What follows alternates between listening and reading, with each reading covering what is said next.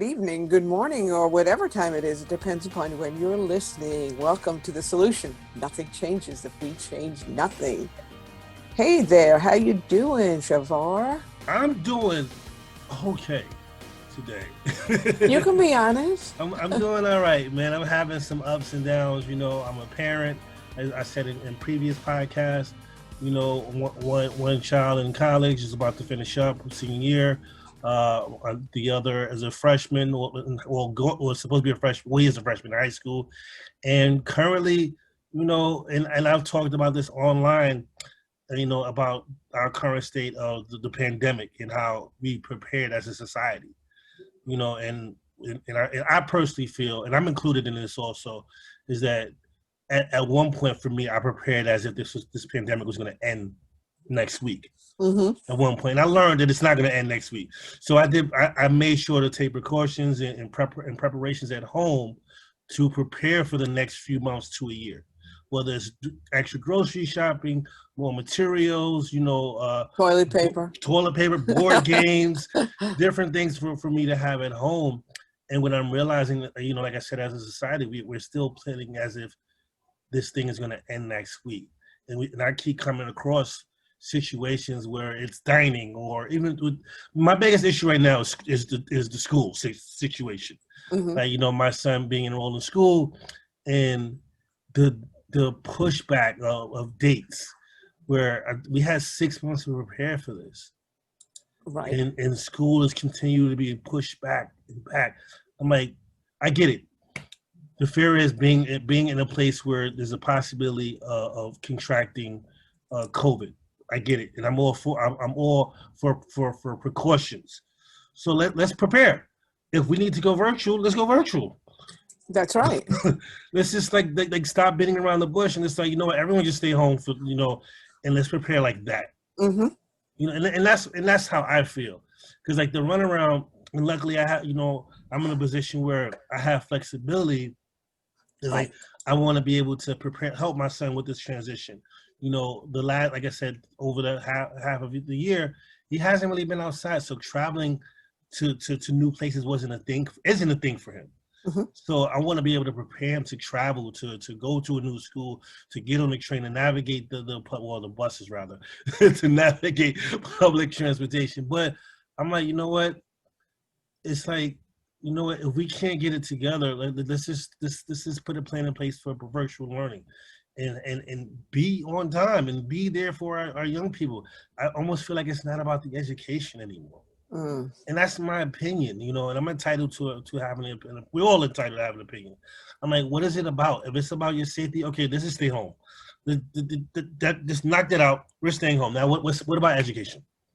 That's right. That's it. It's about education. Exactly. And, there's a lot of things you could do at home if you're given the guidance to do them. And speaking Absolutely. of kids, by the way, I have furry kids. So when you see me look around, it's because one of the dogs is doing something. So I'm listening, but I'm going to look around. No, Yep. it's definitely great. My mom had a dog not so long ago, a few years ago, passed away, and I know how having a pet, a family member. I'm going to rephrase that and say a family member, losing a family member, and how it devastated my mom when she lost Molly Rose, which was her. I always call her granddaughter. Molly Rose is her name. Molly Rose. But we have Katie Rose. Nice. Yes, I call her Rosebud. And we have Lucy Hannah, who, nice. Okay, is behaving at the moment.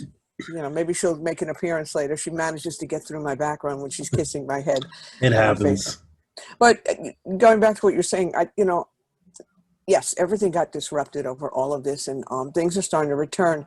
But it is affecting people's, well-being. It's affecting mental health. I've been reading more and more about how the fatal overdoses are going up a lot. I've heard numbers anywhere from 30% and higher. People they don't have access to Narcan, to a needle exchange, to support groups. Even recovery supports are starting to go live again. But it's been a while. I go to a fellowship and I go to meetings online, and they're just going back to live in a particular meeting I like. So I won't be able to go to that. And there's a lot of us who just won't be able to. Right. So this has disrupted everything. And, you know, we don't look at people's well-being the same way we look at other things that are more tangible that we can hold in our hand. And Right. we realize the effects this is having. It doesn't mean we don't, you know, we don't pay attention to the dangers.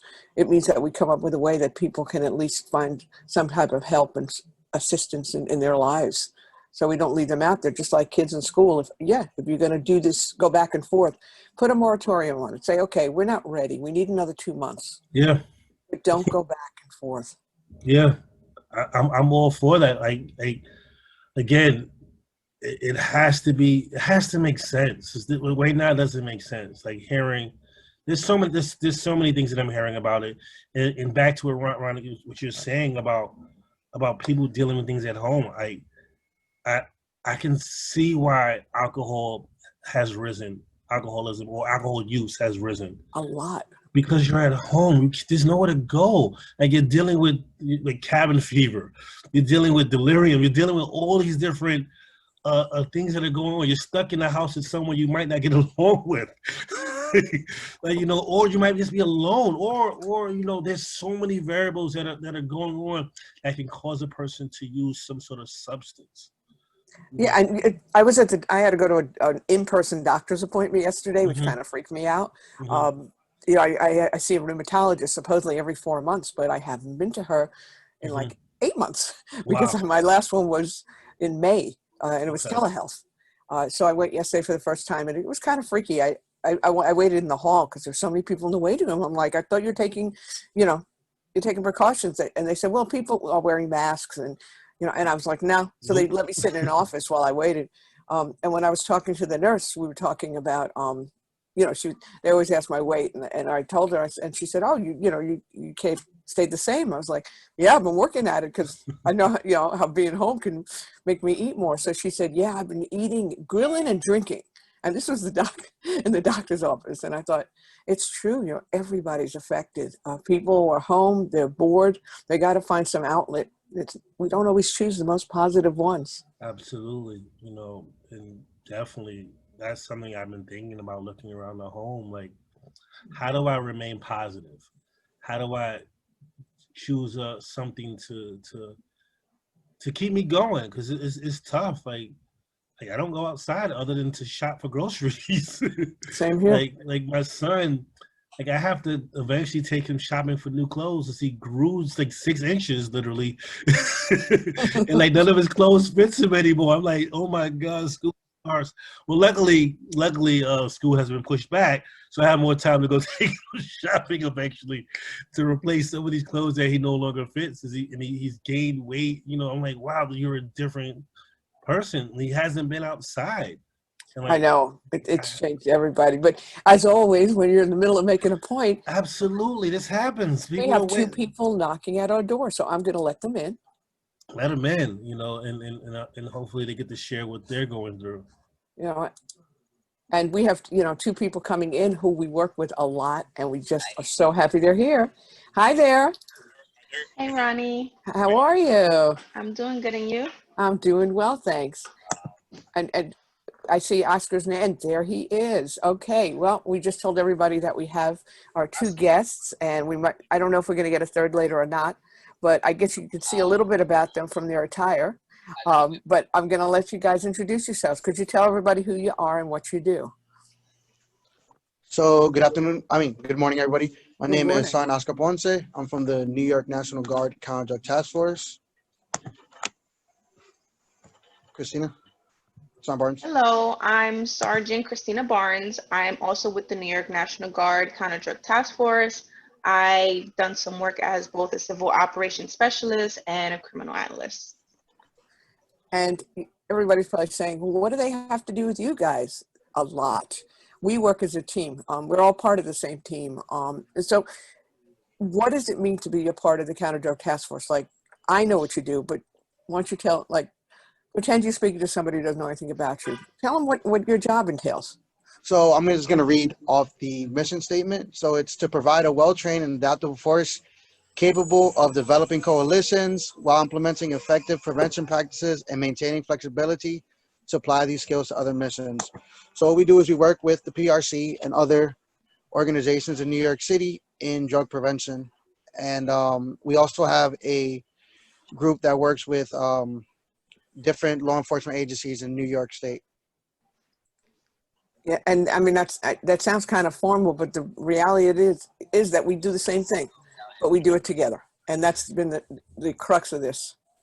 Can you share what region that you guys cover? Because I know we're the New York City PRC, so we cover the 5 boroughs. I know you guys sometimes span a little bit further than we do. Can you share that? So we do the 5 boroughs and Westchester. So mainly just the Yonkers Coalition. We've also been working with the big umbrella Westchester organization, and that's all the Westchester coalitions together. So there's about 15 groups there, if I'm not mistaken. So can you talk to us about how this COVID pandemic quarantine has affected your work in any way, if so? So it's been interesting working from home. Mm-hmm. The distractions are all over the place. It's much harder trying to get into a lot of our military websites because we don't have the access to just direct connect from our landline. We have to try to get it from home. But overall, it's been about the same. I'm not big on not being able to be with our coalitions, going to the neighborhoods, because that's how you really understand what's happening in a neighborhood. I can Google everything and I can look it up online, but that doesn't mean I know what's actually going on in the Bronx or Brooklyn or Queens or Staten Island unless I'm actually there and I'm seeing how the streets are, how the local residents are, how the businesses are, and what they like to say about what's going on. I think another key thing with COVID is that a lot of the data was either skewed or just kind of obsolete because the main focus was COVID-19 and all the positive cases, all the testing. A lot of the data in reference to prevention, such as overdosing, such as using, was kind of put a little bit to the back burner. So that kind of made it a little bit more difficult as well. Yeah, we were just talking about the fact that overdoses and alcohol use and drug use have risen so drastically, but we don't even have any data about that. It's just, I was just reading that New York City hasn't released data and that we really haven't seen anything updated because we don't have it at this point. But have you guys been noticing that too? We've heard, Yeah, we've also heard like from some of our coalition that they said from the colleges that the drinking numbers have gone down allegedly, but that's like, you're not getting that much hard data. You're only getting how many college students are really answering these surveys right now if they're not in school or they're not around their friends. So I feel like some of that data is skewed. It's hard to get. And I have to wonder if it's going down is because they're home and their parents have a more watchful eye on them. You know, I know when I was in college, my use and my craziness went on when I wasn't home. So I would think that people being home would definitely affect that. yeah, absolutely. I mean, but then we have to consider the fact that liquor stores were considered essential during this time. So it was one of the very few things that were still open. Right. Pretty amazing. You know, we couldn't get toilet paper, but you could get any kind of alcohol you wanted. It was a Absolutely. tough, No Lysol, but all 80 the days. liquor. This is great. This is insane. I know. But definitely talk about, you know, we talked about alcohol use and like any trends that you guys noticed, you know, not only from the schools, but from like local coalitions or even in the field that you guys are in. Because, you know, I haven't seen you in forever, Christina, but. Yeah, absolutely. So as a criminal analyst, kind of what we focus more on is the trafficking of narcotics into the US. And specifically, the group I work with is an international group. So we focus all on, you know, international trafficking, Venezuela, Colombia, Mexico. And one of the things that was noticed is that a lot of the traffickers kind of halted on their operations, either because they couldn't physically travel or because people didn't want to go outside. So believe it or not, people were taking, you know, COVID-19 pretty seriously, even overseas, even when it came to operations. However, now that it's lightened up, we do see a bit of a larger hunger to get things going and to compensate for the time. So, you know, we are seeing larger batches of trafficking happening, a lot of more activity going on. So that's definitely something we need to look out for, because though we see that on a grander scale, those drugs eventually are going to hit the streets. Yeah, I mean, it's crazy because we've never been through this. This is such a new thing. So I think this is going to be a whole new way of looking at data and looking at how we operate, because this is the first time. And I have a feeling it won't be the last. This world is changing right in front of us. But going closer to home, now we all work together, you know, and that's what's been so cool. I know when I first started, I'm going to be honest, when I first started, look, I'm an aging hippie, you know, I was out there on the street protesting. I guess I'm still kind of in that mindset in many ways. And I wasn't sure how to like deal with people who are from a military organization. But I have to tell you, I had to get over my own biases and I had to get past my judgments. And you guys are the best people ever to work with. I mean, it just, when I came to the PRC, the relationship had been totally disbanded. It was gone. Nobody was working together. There had been some things that had gone on, disagreements, and the prior PRC administration just cut off the relationship. So I was like, I'm going to get to know these people, and we came together, and it was a whole different team. But we sat down and we said, look, whatever's happened in the past, how can we find a way to work together in the future? And that was six and a half years ago. And since that day, we have been on the same team. And you have helped change my view. And you've taught this old lady a lot. You're never too old to learn and change who you are. You know, it's like, I'm so grateful for that because we love working with you. Now, you know, the whole thing we're doing, trying to get coalitions going, we face the same challenges. And Queens, what are we going to do about Queens? I know that, Christine, I know that you're like dedicated to, that's been our desert and it's been so hard. Why do you think Queens is so hard to get a coalition going?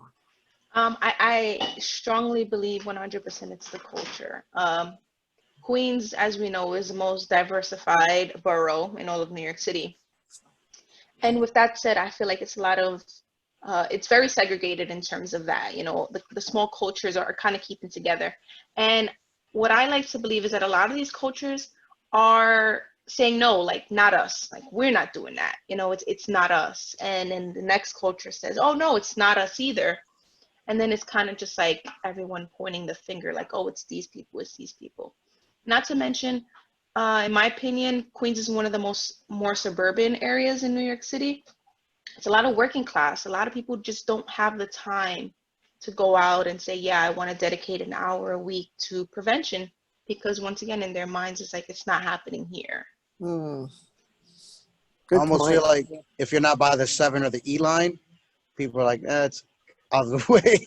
Yeah. It's like bus queens and train queens. We call it like, are you queens, bus queens, or are you train queens? You know, can I only get there by bus or can I get there by train? That's kind of how you differentiate queens a lot of the time. That's so true. I mean, I grew up in Bayside and Whitestone, and you had to go into Flushing to get the IRT. It was a long trip into the city. Yeah. But I get what you're saying. Totally get what you're saying. But I mean, I've definitely been seeing a lot of things in Queens being developed. I mean, I live not too far from Brookville Park, and on Saturday mornings I would go for a run, and I would see all these groups getting together for different things, whether it be dance groups, workout groups, basketball, tennis. And I'm like, you know, if this community could get together for things like this, especially during a time like this, I'm more than positive they can get together, you know, to set something up for prevention. It's just, you know, like you said, doing the work. Yeah, it's hard. But we've got some leads. We always have some leads. We've been down this path before, but we're hoping moving forward to get something going in the Jamaica area, or, you know, Ridgewood. We're actually meeting with some people this week. Or is it next week? This week. This week? So it's sometime in the near future. I don't know. Sometime in the near future. Next week. Yeah, I sent you guys invitations. But Queens is personal to me because, I mean, I grew up there. And I went to school in Jamaica. I went to York College, you know, very urban area. There was a lot of drug use in the area. Okay, that was like a really long time ago, but it's still, that community still deals with a lot of drug use. I mean, all communities do.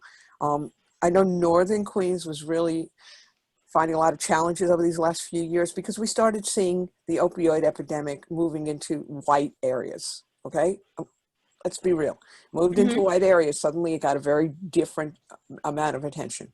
You know, people of color have been overdosing and dying on the streets for years, but it moved into areas that were not necessarily known for that. Although I remember people overdosing. I knew someone who died on someone's lawn around the corner from me when I was growing up, but not to this extent. So we've seen more of an interest.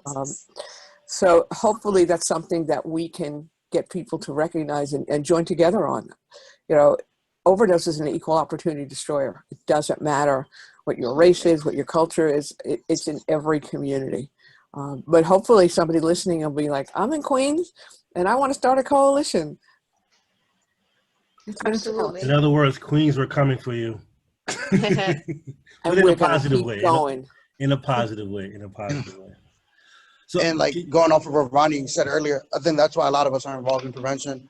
I grew up in the same area as Chevar, so I remember playing around crack vials and everything when I was young, and that's why when I found out that the counter drug program existed, I felt like it was important to try to be a part of it because I wanted to help change both the neighborhoods I grew up in and the neighborhoods a lot of youth around me grew up in. it's one of those things that you see that, you know, sometimes becomes commonplace. Where, you know, Oscar, we grew up in Harlem, and we see these things, and it shouldn't be commonplace. It shouldn't be a regular thing. It shouldn't have to go to another neighborhood to become an issue. You know, and have, you know, me running after school programs in the past, not realizing, like, you know, I always say this to Ronnie, not realizing I was a part of prevention at that time. You know, and prevention comes in different forms, whether it's after school programs, whether it's coalition work, well, it's in similar to the same things that Sergeant Barnes said, playing basketball, tennis, those different activities. How do we connect those activities to youth or even young adults, or even adults in general, people who are on the cusp of possibly using, because it's about prevention. You know, having those different outlets, sharing those different strategies or activities. You know, and I'm glad, you know, that Sergeant Ponce, you know, became an adult, say, no, this is what I want to do to change my neighborhood, to change what I've seen growing up. And I think those are the most positive things to look at, is like, you know, what did I see and how can I make a change? Even if it's something small, you know, and what is that connection to my life? Because, you know, I'm a parent, you know, Sergeant Barnes is a parent, if you don't mind me sharing. Oscar may not in the future, because the Sergeant Ponce in the future, maybe not in the future, or an uncle, whatever the case may be, a godparent. And how do you not have those same stories for our young people, for our children? Like, I want to change that narrative, and I'm pretty sure that's what you were saying, Sergeant Ponce. You want to change that narrative for people under you who are growing up. You don't want them to see crack vials. You don't want them to see dime bags of weed or alcohol bottles, broken glass everywhere. You know the song from the 80s. We don't want to see those things anymore, because it's kind of like we want a better life for all of us, you know. And I was about to be really corny and say, I'm going to say it. I'm going to be cheesy. I believe the children are our future. I'm not going to say this. But how do we prepare them? How do you know it starts? It shouldn't have to start with tomorrow. It has to start now. You know, it has to start as soon as you have the moment, and that's what coalition work is. You know, that thing about 12 years from now, and that's when you get the gratitude. What do you do now to start making those changes? I say change, like I had some money in my hand. And that's why you can go, Sergeant Barnes. I'm just saying, like, absolutely. And you know, initially when I joined the program, I was a criminal analyst, and, you know, I was gung-ho about that. I'm like, you know, we need to stop this. This is where the issue is. And then, you know, when I kind of reevaluated things, I'm like, well, I think it's more important right now for me to focus on how this is affecting my community. Like, yeah, this is happening. The trafficking is happening. People are overdosing. We're getting this amount of kilos and this amount of pounds. But what is it doing to my community? What is it doing directly to the people I live next door from, the people that go to school with my children? How is this affecting it here at this basically like a micro level, so to say? And at that point, it was like, you know what, I want to do something. You know, I want to be engaged.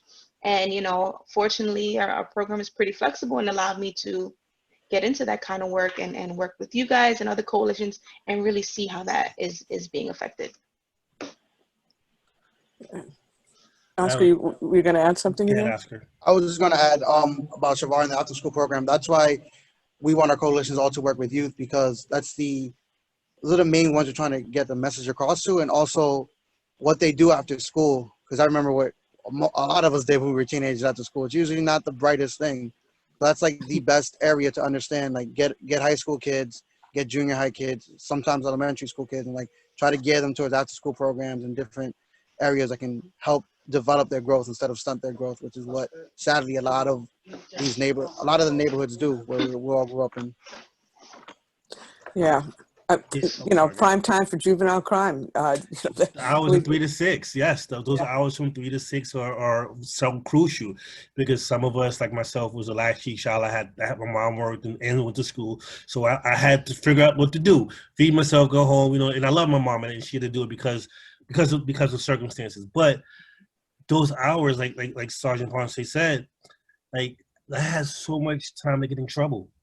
like you know, the parents, the guardians weren't around. They were all at work or at school or wherever the case may be. Like, there wasn't those villagers to take care of the village, you know. And Yeah. I want to reclaim that, and I want to be a part of that. And I think that's what, you know, Sergeant Ponce and what Sergeant Barnes was saying. Like, you know, like looking at your neighborhood and reclaiming that village, which is extremely important. Like, knock on your neighbor's door and say hello. Like, check on it. You know, it doesn't hurt to say, if someone says, "Hey, young person, why don't you try something different?" That's not putting down your parenting skills. I'm referring to other parents. I've been a part of that. Where, don't tell my child what to do, but okay, with your child, we want all of our children to make better decisions. I'm not saying they're making bad decisions. We want to make better decisions, you know, because those decisions can affect what happens next. You know, whether it's, you know, and if you need help, if you need $1, a quarter, someone to speak to, I always tell people, talk to me, or if you don't want to talk to me, talk to the person that's going to give you the better outlook. Because sometimes we get decisions that we don't always use, you know, and how does that benefit you by, you know, like, practice what you preach. If you can't practice it, always point the person in the direction away from you if you're making difficult decisions in your life. Point them into a different direction. Live your life. I can't tell a person how to live their lives, but I can tell a person, help a person make better decisions. And well, we can at least give them the tools. Yes. You know, and people, that's the whole thing with prevention. I always say this: you don't see immediate results, but when you give somebody the tools, eventually they're going to look in that toolbox and they're going to start to use them. And I see that more often, way more often than not. You know, the young people I worked with years ago, the majority of them have grown up to be productive members of society and pretty happy adults. But that comes down to having adults in their lives who really care about them.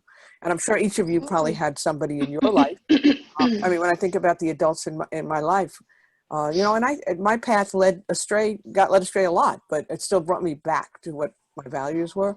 And I know that, like, I had certain teachers that were really important in my life, and my mom, and just, you know, if you had to think of adults in your lives, I know this is an on-the-spot question, but who would you say was an important adult that kind of was always there for you and helped you move in a more positive direction in life? I can honestly say it was my godmother. My godmother, she was my mom's best friend growing up. And, you know, she was always there. You know, though maybe my parents didn't make the right choices, I knew that no matter what, I can go to her. And if there was times where I'm like, hey, I'm thinking about doing this, I know this is a risky behavior, you know, she would be 100% honest with me. And, you know, she would be like, I don't want you to do it. These are the reasons why you shouldn't. But I know at the end of the day, you're going to do what you want. All I ask is that you come and tell me so we can talk about it. So, you know, we can address it straightforward. And you don't have to hear it from someone else who might not care about you the same way I do. So that was somebody that I always know I can go to, you know, judgment free, to give me the good, the bad, and the ugly. Nice. Cool. Thank you for sharing that. So for me, it was actually, I'm not going to say it was a family member. It was actually my college guidance counselor. So when I first left active duty, I went to college, and like the first month I was like, this is not for me. But the guidance counselor actually served as well.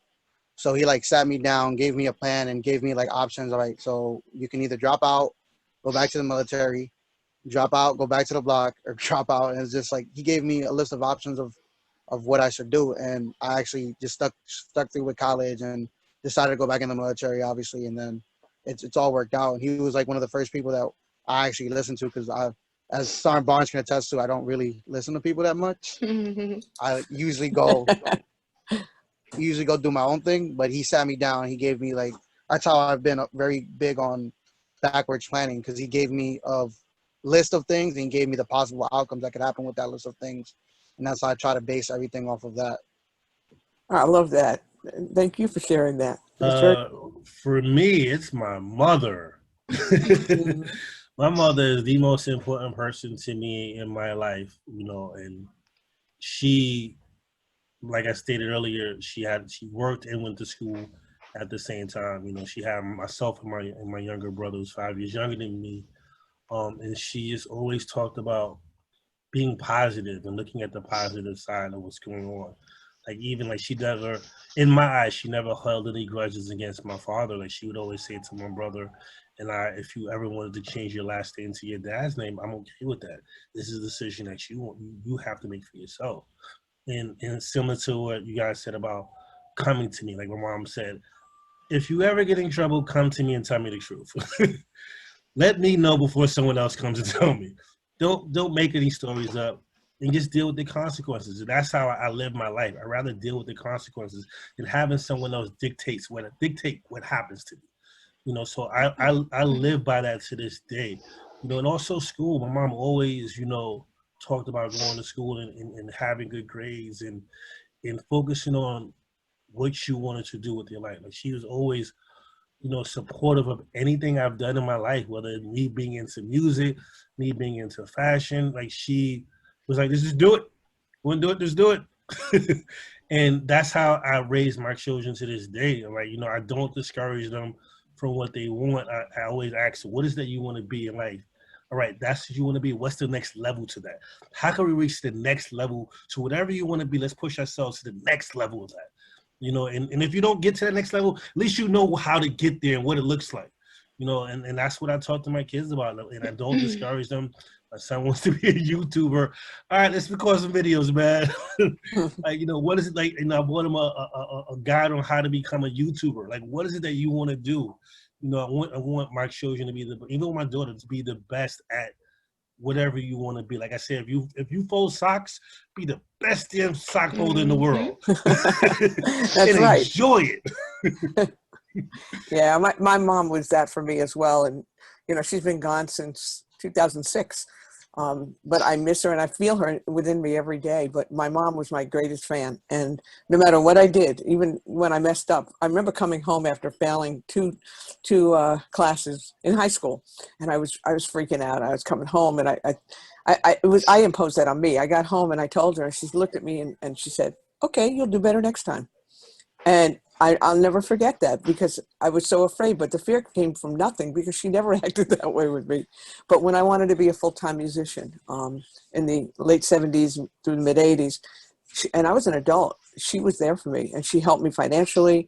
And she said, you got to do this, because if you don't, you'll never get it out of your system and you'll never know. And I did that for about 5 years, where I was full-time musician and struggling to make ends meet, but at least I got to do it. And she was there for me, and never stopped being there for me.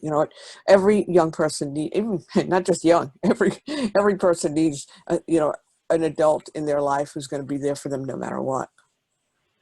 And hope, and all of us are those kind of people, which kind of probably what draws us to this work.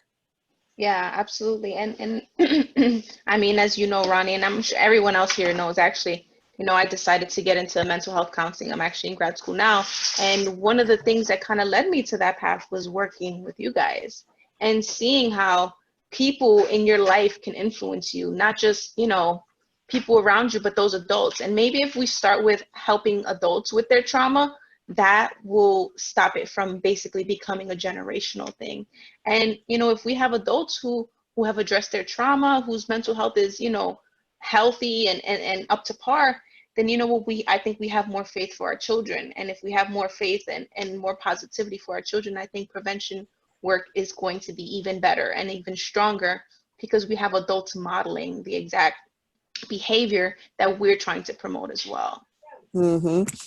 I also want to applaud you for that, because I think representation in the mental health field is really important. Having someone who, whether they're Latinx or African American, or having someone across from you who can relate to you is really important. Because I will admit, I went to see a therapist at one point in my life, and it wasn't the best experience. It was not the best for me. And I'm not saying and I suggest everyone, if you have the opportunity to see therapy, for whatever reason, it is, do it. But I think if I would have had someone who understood where I came from and not, pigeonholed or stereotype me, and those are those implicit biases that people have that they don't realize that they had. And I kind of addressed the therapist on that. I said, hey, you notice that you do this? And he's like, wow, you're very attentive. I'm like, yes, I am.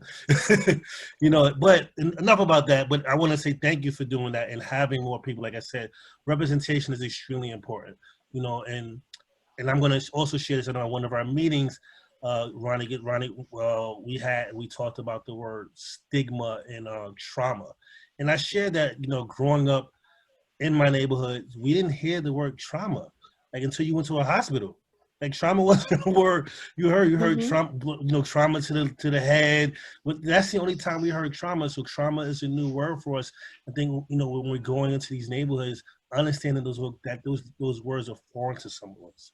That we're just becoming acclimated to those words. Again, we heard stigma because stigma is connected to stereotype, right? We heard that's where we all know. Every person in the hood knows that word, but the word trauma is new to us. In having that vocabulary, having someone coming in not, who doesn't, and it's not. There's nothing wrong with having someone who doesn't look like you, but they have to understand when they come into those neighborhoods, we may not know what you think we know. And it's not a bad thing. It's just that we see it in a different realm. We see it as just dealing with it. This is our life. We just deal with it.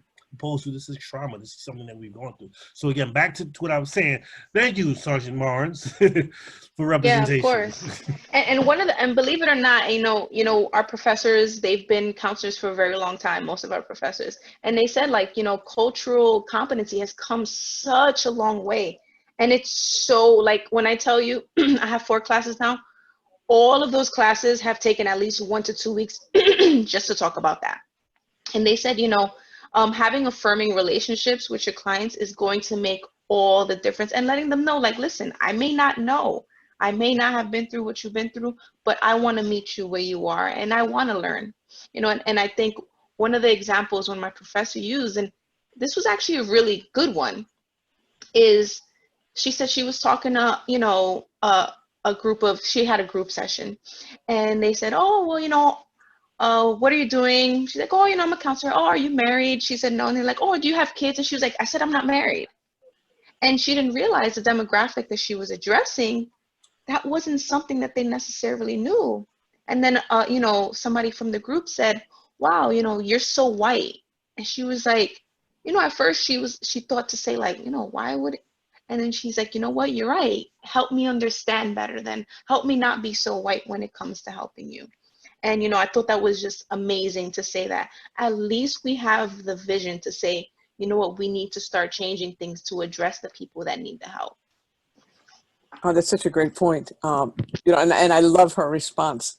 But and what you say about trauma, trauma is at the base of so many of the behaviors and situations that people are in. And we just breezed past it on prevention, but now we're starting to understand more. We're starting to look at trauma-informed prevention, trauma-informed treatment, counseling. If we don't deal with the pain that exists within, with the trauma, how can we expect anybody to make choices that are going to benefit them? And that's part of prevention to me. It's like we look at coalitions who are in urban areas and there's a lot of trauma, there's a lot of pain, and we're not helping them with that. If we help them get the services they need, we help them get the food on the table and eat healthy, we help them with the things that many of us take for granted, then prevention is going to follow. It's all part of this continuum, and we've got to keep that continuum up. We tend to want to put a Band-Aid on things or focus on the substance, but it goes so much further, and trauma is at the base of it all. So thank you for bringing that up. Absolutely.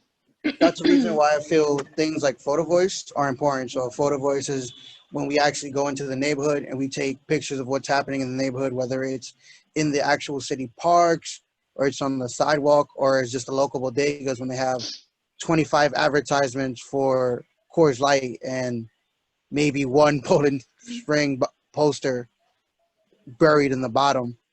It's important to realize what's going on in your neighborhood. When you see little small $2 alcohol bottles on the ground or Corona beer caps everywhere, the children walk around that, and then like Chevar said earlier, I thought crack vials on the ground and heroin needles was a normal thing in every neighborhood. And I was 4 or 5 years old. No 4 or 5-year-old should think that those things are normal. And I would always ask Mom, hey, what's that? Or I'd see a balloon. It wasn't a balloon. And like, hey, what's a balloon on the ground? And Mom would just like, don't touch it. And that's like, things like this are Yeah, not you don't want to touch that. for a 4 or 5-year-old to see. And when I started doing the photo voices with Floyd South Bronx or Saving Harlem or some other organizations, I realized this is what the youth see nowadays. So they start seeing it, thinking it's normal. And then what's normal becomes their normal, and it becomes an activity that they start doing. So I feel like that's why it's important to know what's going on in the neighborhood around you. Yeah, and just for anybody who has never done photo voice, it's such a great assessment tool because it can be done through the eyes of the youth, for any age. And people, we come up with a theme like, wherever you see indications of drug or alcohol use in your community, and the young people and other people take pictures, and then they put a little bit of a narrative underneath. And when you look at them all together, you get a full picture of the neighborhood. So it's a cheap, interactive way to assess a neighborhood. And we ask people, go around, try to do a little photo voice with your kids, with the kids you work with, see what you come up with. Well, I know we're starting to get to a time limit, but I like to ask this question of everybody, so I'm going to ask you guys. It's a little more fun.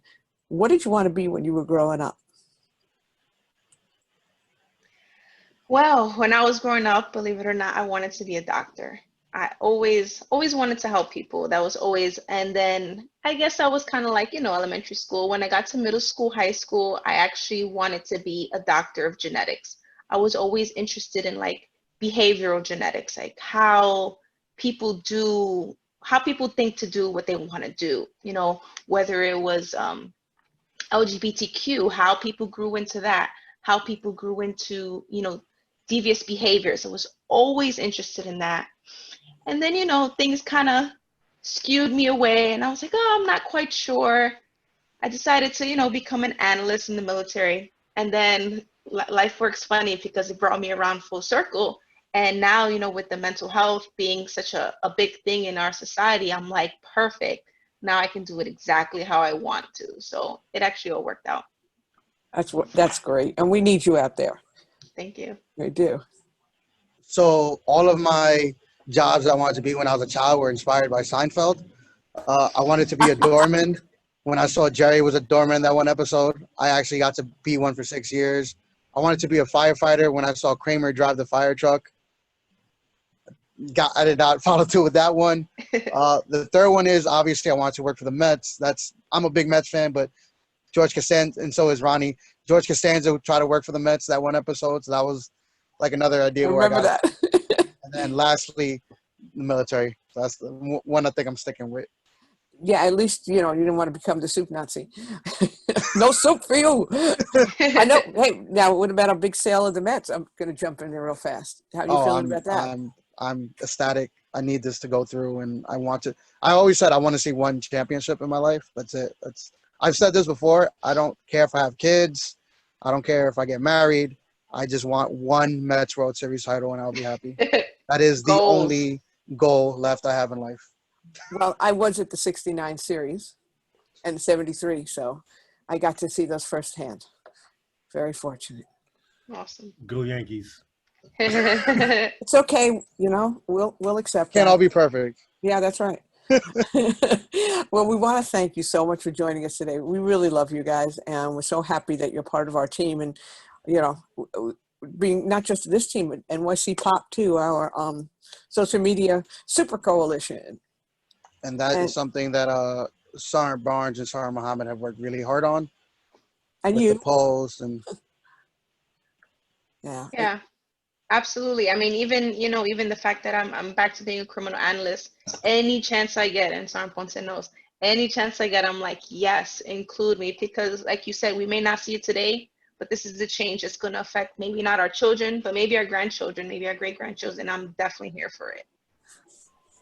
Well, Yes, we're happy to have you there. Ponce will have grandchildren. Yeah. or get to know the Mets grandchildren. Thank you both for coming. We will see you again soon, and we'll see you in a meeting later this week or early next, I'm sure. Thank you for having us. Shout out to all of our great co-listeners that we work with. And we're here for your social media needs and your whatever prevention needs you may have when the PRC is not available, we're there and vice versa. Oh, that's a good point. How is there any way people can get in contact with you or make connections to you guys? Like, is there any information, you guys want to share or can share?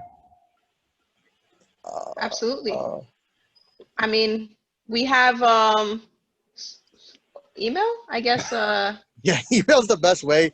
We have social media pages, but they're not really constantly run. So because we have our different regions and we all kind of share we have regions all the way up to mid-Hudson. So it's kind of a bit scattered, but I mean, even if they reach out through you guys, you guys always have a first line connection to us. So that's cool. If you guys want to get in contact with them, please reach out to us also, and we can connect you with these guys.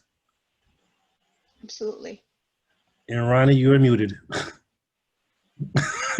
That's all right. There's a lot of people who would like to do that to me permanently. And we'll make sure to put our email addresses in the comments when this is up on YouTube so that you have access to that. But yeah, we're just all an email away or a phone call away. We literally see each other, I don't know, almost every day of the week. Literally. All